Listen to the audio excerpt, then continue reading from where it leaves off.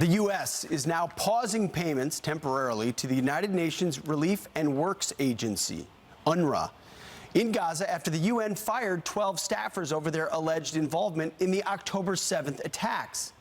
But is it too late? The U.S. is the biggest donor to the agency, sending $296 million last year alone, and nearly $1 billion since Biden took office and resumed payments after Donald Trump had stopped them in 2018. Here to react is Senior VP for Research at the Foundation for Defense of Democracies, Jonathan Schanzer. Jonathan, thanks for being here. So we should note that Donald Trump stopped these payments for a reason. So we knew this agency was involved in nefarious work. Now it's revealed potentially involved in the terrorist attack. Break it down for us. Sure. Well, it turns out the Israelis have been collecting intelligence on this group since the 10/7 attack. It looks like there are about a dozen people that were involved in the murders that took place on October 7th.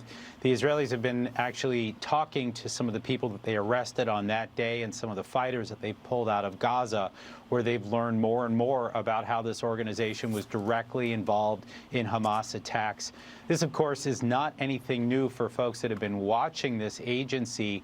Over the years, we've seen that there have been Hamas fighters firing rockets from within the compounds of the schools and hospitals that they run. There are tunnels that snake below. There's weapons storage facilities that they have within these buildings as well. So the Israelis have been on top of this for a long time. Obviously, the Trump administration as well. There was a series of tweets that Mike Pompeo put out in the waning days of the Trump administration, warning of how corrupt and nefarious this organization was, and no one seemed to care over the last 2 or 3 years. That bill has obviously come due. Yeah, I mean, Jonathan, it must have been evident enough, the intelligence there, if the Trump administration stopped funding. We knew this, that if UNRWA is able to operate inside the Gaza Strip or elsewhere, they're doing so at the behest of Hamas. And what they must have seen is that they've become an extension of that. So much of an extension of that they're willing to take part in terrorist attacks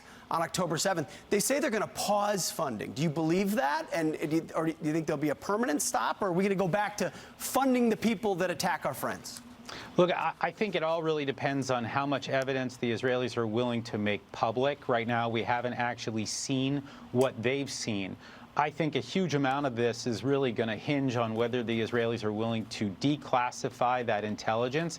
And then on top of that, I think the Israelis are probably, if I'm reading the tea leaves right, they're going to release more information about what this organization has been doing over the years, the way that they've taught the kids, beginning at age 4 or 5, to hate the Israelis, to talk about martyrdom and jihad, and the way that they cast the Israelis as enemies. So it's an education problem, it's a funding problem, it's a terrorism problem.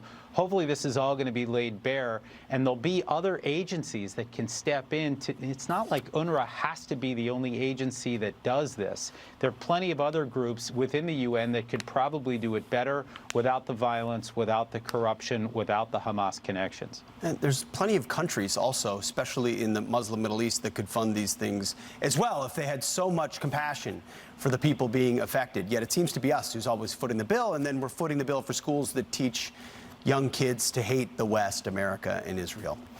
Jonathan Schanzer, thank you for your time. Appreciate it. Thank you.